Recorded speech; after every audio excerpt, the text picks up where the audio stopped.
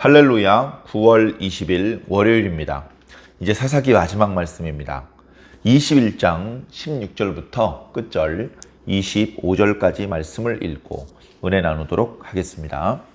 회중의 장로들이 이르되 베냐민의 여인이 다 멸절되었으니 이제 그 남은 자들에게 어떻게 하여야 아내를 얻게 할까 하고 또 이르되 베냐민 중 도망하여 살아남은 자에게 마땅히 기업이 있어야 하리니 그리하면 이스라엘 중에 한 지파가 사라짐이 없으리라. 그러나 우리가 우리의 딸을 그들의 아내로 주지 못하리니 이는 이스라엘 자손이 맹세하여 이르기를 딸을 베냐민에게 아내로 주는 자는 저주를 받으리라 하였음이로다 하니라. 또 이르되 보라 베델 북쪽 르보나 남쪽 베델에서 세겜으로 올라가는 큰 길 동쪽 실로에 매년 여호와의 명절이 있도다 하고 베냐민 자손에게 명령하여 이르되 가서 포도원에 숨어 보다가 실로의 여자들이 춤을 추러 나오거든 너희는 포도원에서 나와서 실로의 딸 중에서 각각 하나를 붙들어 가지고 자기의 아내로 삼아 베냐민 땅으로 돌아가라. 만일 그의 아버지나 형제가 와서 우리에게 시비하면 우리가 그에게 말하기를 청하건대 너희는 우리에게 은혜를 베풀어 그들을 우리에게 줄지니라. 이는 우리가 전쟁할 때에 각 사람을 위하여 그의 아내를 얻어주지 못하였고 너희가 자의로 그들에게 준 것이 아니니 너희에게 죄가 없을 것임이니라 하겠노라 하매 베냐민 자손이 그같이 하여 춤추는 여자들 중에서 자기들의 숫자대로 붙들어 아내로 삼아 자기 기업에 돌아가서 성읍들을 건축하고 거기에 거주하였더라. 그때에 이스라엘 자손이 그곳에서 각기 자기의 지파, 자기의 가족에게로 돌아갔으니 곧 각기 그곳에서 나와서 자기의 기업으로 돌아갔더라. 그때에 이스라엘에 왕이 없으므로 사람이 각기 자기의 소견에 옳은 대로 행하였더라. 아멘. 드디어 사사기 말씀이 마무리가 되었습니다. 그런데 사사기 말씀은 다른 성경과 달리 그 내용이 뒤로 갈수록 암울하고 오늘 읽은 마지막 말씀에도 그닥 우리가 읽으면서 감동을 받고 야 우리도 이렇게 해야지 그런 마음이 드는 구절이 하나도 없어서 말씀이 마무리되면서도 마음이 착잡합니다. 마음이 시원하고 개운하고 좀 더 은혜를 더 느끼고 싶은데 너무 빨리 말씀이 끝나서 아쉽고 이제 그런 마음들이 별로 없습니다. 오늘 말씀은 당연히 지난 시간 말씀에 이어지는 말씀이죠. 베냐민 자손이 그 기브아에서 몇몇 불량배들이 큰 잘못을 저질렀습니다. 그런데 그들의 그 말도 안 되는 엄청난 잘못은 이 사사기에 나타나고 있는 다른 잘못에 비하면 오히려 작은 것이었습니다. 참 안타까운 일이죠. 전체적으로 이스라엘 백성들이 하나님의 백성다운 면이 안 보입니다. 단순히 어느 지파에 속했다. 단순히 어떤 조상이 누구다. 그런 것으로서 나는 이스라엘 사람이다. 나는 하나님의 백성이다. 그렇게 말하는 것은 좀 말이 안 되는 것이고요. 우리는 이스라엘 백성다운 이스라엘 백성이다. 하나님의 백성다운 하나님의 백성이다 라고 말하려면 뭔가 말하는 것이 달라야 되고 생각하는 것이 달라야 되고 행동하는 것이 달라야죠. 하나님을 믿지 않는 이방인들, 하나님의 말씀이 없는 가나안 사람들하고는 달라야 합니다. 그런데 말씀을 보면 이스라엘 사람들의 모습이 가나안 사람들과 별로 다르지 않습니다. 또 어떤 부분은 우리가 알고 있는 가나안 사람들보다도 더 지독하게 악한 그런 모습을 보여주기도 합니다. 합리적인 것도 아니고 타당하지도 않고 더더군다나 하나님의 뜻과는 거리가 먼 그런 말과 행동들이 계속해서 터져나오고 있어서 너무나도 안타깝기 그지가 없습니다. 베냐민 기브아 성의 불량배들이 범죄를 저지름으로 해서 유다 베들레헴 출신이었던 에브라임 산지 구석에 살고 있는 어느 레위인의 첩이 결국은 죽게 되었고, 물론 그 죽는 과정이 그저 한 사람을 살인했다라고 말하기에는 더 참혹하고 끔찍한 그런 범죄가 저질러졌었죠. 그래 그 사실에 두려움과 분노를 느꼈던 그 에브라임에 살고 있던 레위인은 시신이 된 자기 첩을 데리고 집으로 와서 12덩어리로 쪼개었습니다. 그리고 이스라엘 사방에 보내었죠. 다시 말해 우리 이스라엘 땅에 이렇게 참혹한 일이 벌어졌으니 너희들은 모여라. 미스바로 다 모여라. 그래서 어떤 일이 있었는지 정확히 파악을 하고 이 문제에 대해서 어떻게 처신할 것인지 결정을 내리도록 해라. 어찌 보면 그 레위 사람은 자신이 개인의 어떤 원수를 갚기 위해서 모든 이스라엘 사람들의 분노를 사게 했습니다. 40만 명이나 되는 사람이 칼을 차고 모였고 각 지파와 족속의 어른들이 모였습니다. 어떻게 된 일인지 레위 사람들한테 물었고 문제가 심각하다. 그냥 넘어갈 수 없다. 반드시 이 문제를 처리해야 된다. 이 잘못된 자들에게 벌을 주어서 우리 가나안 땅에 악을 제하여 버리자. 처음에는 아주 의로운 듯한 그런 태도를 보입니다. 그런데 그들의 모습은 조금씩 변질되기 시작을 합니다. 변질되었다기보다는 하나님의 백성다운 그런 모습으로 잠시 포장했다가 결국은 본색이 드러나는 것 아닌지 싶은 그런 안타까운 모습들이 계속해서 나타나고 있습니다. 자, 기브아 사람들과 협상을 했지만 그 협상이 결렬되면서 이제 이스라엘 11지파와 베냐민 지파 사이에 전투가 불가피하게 되었습니다. 세 번의 전투가 있었습니다. 첫 번째 전투와 두 번째 전투는 모두의 예상을 깨고 수적으로 불리할 수밖에 없었던 베냐민 자손들이 오히려 승리했습니다. 하나님께서 베냐민 자손의 손을 들어서 이스라엘 11지파를 책망하신 것이죠. 너희는 뭐가 그렇게 의로우냐? 너희들도 이미 내가 모세와 여호수아를 통해서 당부했던 하나님의 뜻으로부터 너무나 멀리 떨어져 나온 것이 아니냐? 내가 그렇게 남겨두지 말라고 했던 가나안 사람들을 너희들이 남겨놓았고 그들과 섞여 살면서 그들과 서로 통혼하고 결국 그들의 문화에 동화되어 그들이 섬기는 우상 앞에 머리를 굽신거리고 있지 않느냐? 라는 하나님의 책망이 어쩌면 베냐민 사람들의 손에 의해서 이스라엘 자손들에게 내려졌습니다. 뜻밖의 패배에 당황하기도 했고 울기도 했습니다. 두 번의 패배 후에는 금식까지 선포하면서 하나님 앞에 어떻게 해야 될지 기도했죠. 하나님께서는 계속해서 베냐민과 싸우라는 응답을 주셨습니다. 세 번째 전투에서는 이스라엘이 크게 승리했죠. 대승을 거두었습니다. 베냐민 지파 사람들이 거의 다 멸절되었습니다. 이스라엘 11지파의 병사들과 싸우기 위해서 소집되었던 베냐민의 병사들 중에서 거의 대부분이 죽었고 600여 명만 림몬 바위라는 곳에 숨어들어서 겨우 목숨을 부지할 뿐이었습니다. 이제 더 이상 베냐민 지파의 땅과 베냐민 지파 사람들을 보호할 수 있는 군대가 없기 때문에 이스라엘 11지파는 베냐민 지파의 땅을 돌아다니면서 이 성읍 저 성읍을 불사르고 거기에 살고 있는 사람들을 죽이고 그들이 기르던 가축까지도 다 죽였습니다. 대승을 거두었죠. 그러면서 베냐민 지파가 재기하지 못하게 우리 11지파에서는 저 베냐민 생존자들에게 절대 우리의 딸을 아내로 주지 말자. 만약에 주는 사람은 하나님께 저주를 받을 것이다 라고 그렇게 맹세를 했습니다. 그런 식으로 맹세하는 것은 하나님의 백성다운 모습이 아닙니다. 하나님의 이름을 망령되이 일컫는 계명을 오히려 어기는 것이 되는 것입니다.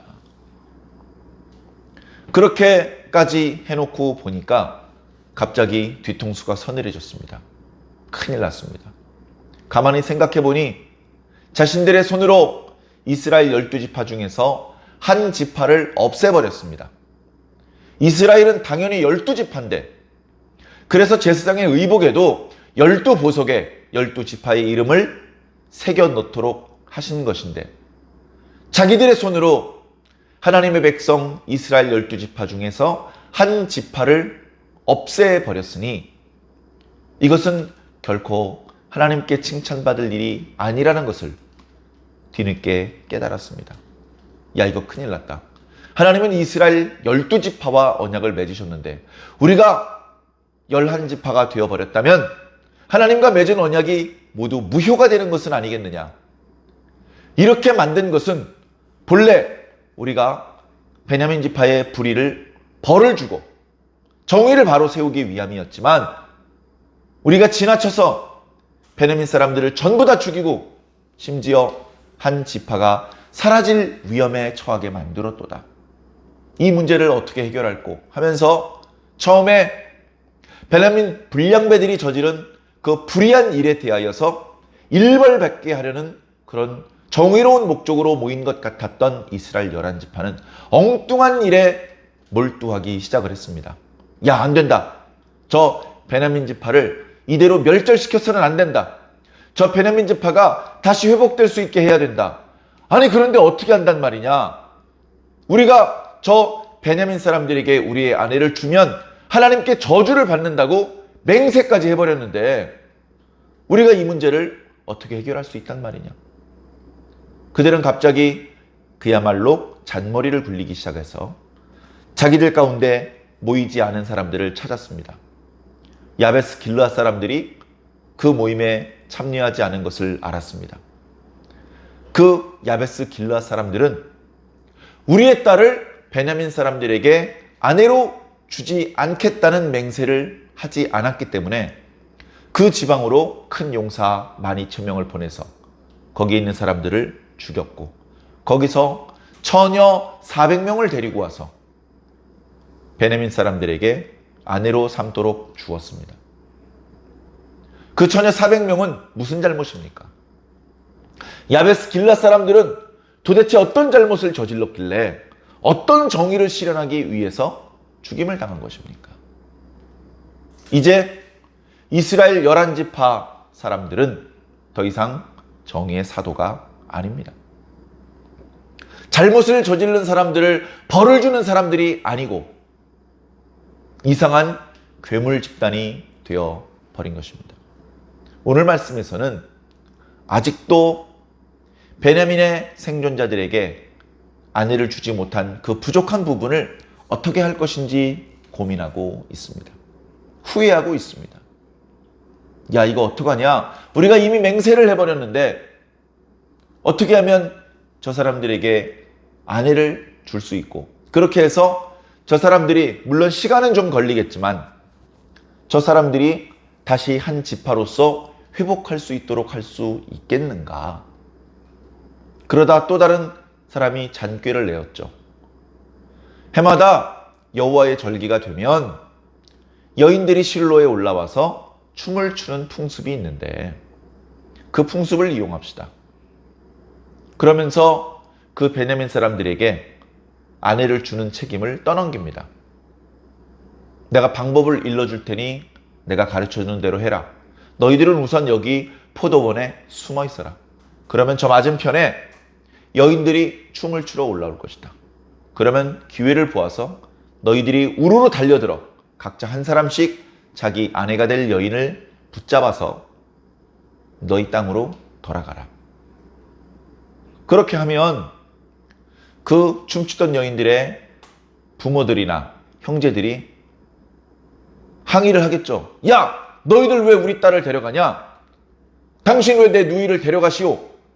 그렇게 하면 우리들이 나서서 답답하고 안타깝지만 그러지 말고 은혜를 베푸시어서 당신의 딸을, 당신의 누이를 저 사람들에게 아내로 주십시다. 당신이 의도적으로 준 것이 아니니 우리가 우리의 딸을 베냐민 사람들에게 아내로 주면 하나님의 저주를 받을 것이라는 그 저주는 받지 않을 것입니다. 라고 설명을 해 주겠다. 그렇게 해서 아직 아내를 얻지 못했던 가나안 사람들은, 베냐민 사람들은 거기 숨어서 실로에 춤추러 올라온 여자들 중에서 자기 아내를 하나씩 붙잡아서 자기 동네로 갔습니다. 땅은 그냥 남아 있었지만 성읍들은 불타 있었고 모든 게 다 망가져 있었기 때문에 어쩌면 무척 힘들었을 것입니다. 그러나 그들은 군소리 없이 자기 땅으로 돌아갈 수밖에 없었고 힘들었지만 자기들의 성읍을 다시 재건하며 베냐민 지파를 다시 세우기 위해 힘을 기울일 수밖에 없게 되었습니다.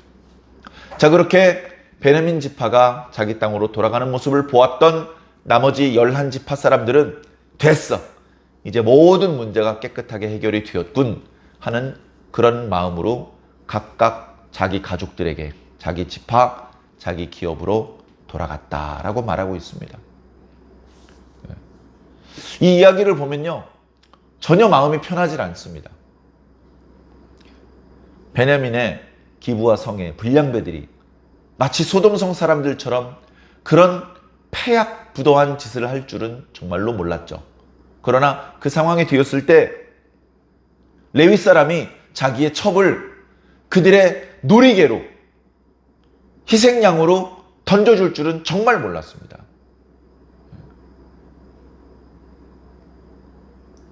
그뿐만이 아니고 베냐민 지파를 재건한다는 엉뚱한 명분 하에 야베스 길르앗 사람들을 무참히 죽이고 그 동네에서 처녀 400명을 강제로 데려온 일, 이 일을 무엇으로 정당화시킬 수 있단 말입니까?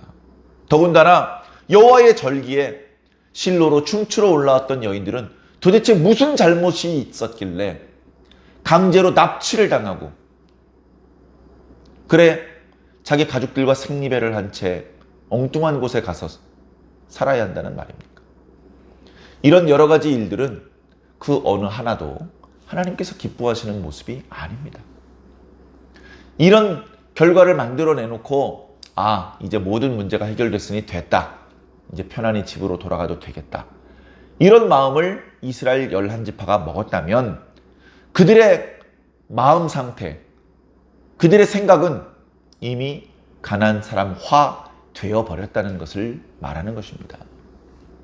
사사기 말씀은 맨 마지막 구절에 또다시 그들이 그런 행동을 할 수밖에 없었던 이유에 대해서 고발을 하는 것으로 끝마치고 있습니다. 그때에 이스라엘의 왕이 없으므로 사람이 각기 자기 소견에 옳은 대로 행하였더라. 그 결과는 이렇게 참혹하였단 말입니다. 우리가 아무리 나름대로 깊이 생각을 하고 고민을 한다 하더라도 하나님의 도와주시는 은혜, 하나님의 개입, 하나님께로부터 주시는 지혜가 없을 때에는 우리의 그 고민, 그건 아무런 유익을 주지 못하는 잔꾀일 뿐이고 결코 궁극적으로 우리를 행복하게 만들지 못하는 어리석은 방도일 뿐이라는 것입니다. 계속해서 사사기 17장부터 지금 이렇게 21장 마무리되는 부분까지 이스라엘 백성들은 사사시대 400여 년 동안을 바로 이렇게 하나님을 왕으로 인정하지 못한 채 그저 각자 자기 소견에 옳은 대로 살았습니다. 가끔 어른들 말로 가뭄에 콩나듯이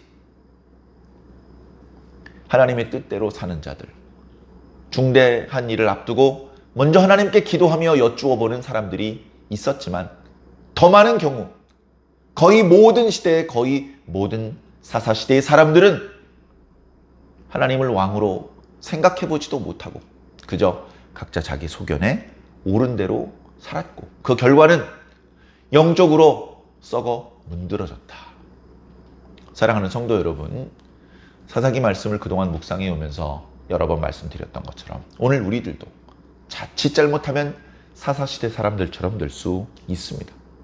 겸손하게 자기 자신을 돌아보시고 우리는 우리 소견에 오른 대로 그렇게 말하고 행동한 적이 없는지 살펴보시기 바랍니다. 그리고 그 일이 다소 사소해 보이더라도 먼저 하나님께 그 뜻을 여쭈어 보는 그런 지혜로운 신앙인다운 모습을 회복해 나가시기를 부탁을 드립니다.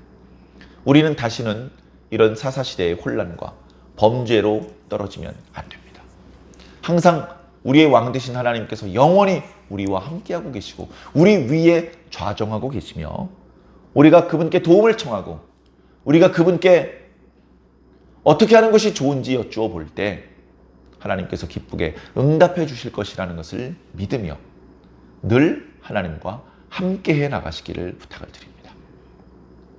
어떻게 보면 사사시대보다도 더 어지러운 말세 지말이라고 하는 현대를 사랑하는 성도 여러분, 주님의 이름을 부르며 주님의 말씀을 붙잡고 주님의 뜻대로 꼭 살아주시기를 주님 이름으로 간절히 당부드립니다.